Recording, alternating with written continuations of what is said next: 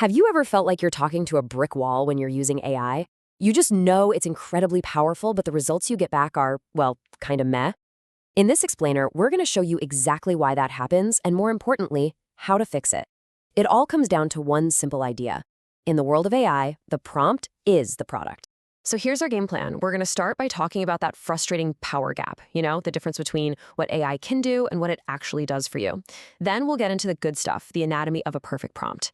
After that, we'll see it all in a real-world case study. Then we'll zoom out and talk about what this all means for our careers. And finally, we'll wrap up with how to really master your new AI copilot. Okay, let's dive right in. Why do our conversations with these amazing new tools so often just fall flat? Seriously, it's like having a supercar in your garage, but you only ever drive it to get groceries down the street. We've got this incredible engine, this unbelievable power at our fingertips, but we're just not giving it the right directions. The issue isn't the AI, it's us. And just look at the difference here. Make a logo, that's a total shot in the dark.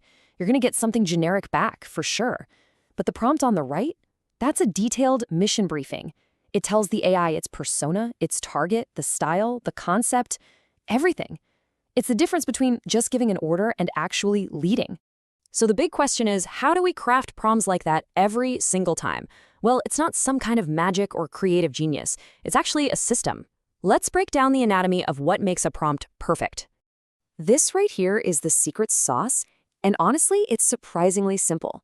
Just think about it like you're briefing a new team member. You wouldn't just say, do the thing. You tell them who they are in the scenario, what the background is, exactly what you need them to do, and what the final result should look like. It's those same 4 pillars for AI: persona, context, task, and format. And here's the key thing to understand. An AI knows a little bit about everything, but you know a whole lot about your specific field. To get those truly game-changing results, you have to combine the AI's incredible breadth with your specific deep knowledge. That's the long tail they're talking about. It's your expertise. All right, enough theory. Let's see how this actually plays out with a real example straight from Google's own research. We've all done this, right? You have a question, you type it in, it's simple, it's direct. And, it's not exactly wrong, but it's not going to get you anywhere special. And this is what you get back, a bunch of facts. Yeah, they're true, but it's basically a data dump. It's not organized, it's not actionable. The AI gave us information, but we never told it what we wanted to do with that information. Okay, now watch what happens when we use our framework. We're telling it the task, generate a table, and the format, multiple tables, 15 quarters. We've stopped just asking a question and started giving a clear command.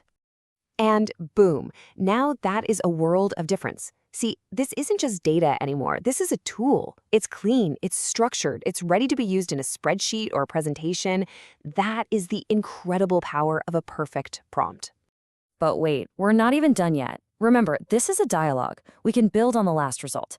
Now we can give it a new persona, act as a data analyst, and a new task. Visualize the data you just gave me. Just think about what just happened here. In just a couple of steps, we went from a vague, lazy question to a structured table, and then to ready-to-run Python code for a visualization. This is a glimpse into the future of work. It's not about knowing every line of code. It's about knowing how to articulate the problem you want to solve. So this obviously raises a huge question. If AI can do all of this incredible work, what's left for us to do? It's a question on pretty much everyone's mind right now. 75%. Let that sink in. That's the potential time savings programmers can see on complex tasks using AI. This isn't just a small efficiency boost, it's a fundamental shift. The value is moving away from the manual execution, the typing, and toward the strategic thinking. And this is where the big debate is happening. What skills are going to matter most?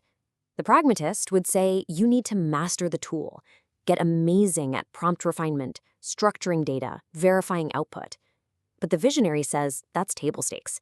The real value is in the high-level strategy, setting the goals, thinking critically, and bringing your unique domain expertise to the table. This story is just incredible. Gemini learned to translate a language spoken by fewer than 200 people. But how? It was only possible because a human expert gave it the right context, the grammar manual and other materials. This proves it. AI doesn't replace expertise, it amplifies it. So let's bring it all home. What's the one big idea you should take away from all of this? Think about it. For most of our careers, we've been rewarded for doing the work, but that's changing. Soon, we're going to be rewarded for directing the work. Our real value will be in our ability to articulate a problem so clearly that an AI can solve it. We're moving from being on the assembly line to being in the control room. So I'll leave you with this question to think about. In a world of artificial intelligence, where answers are becoming a commodity, maybe our most valuable, our most human skill is the art of asking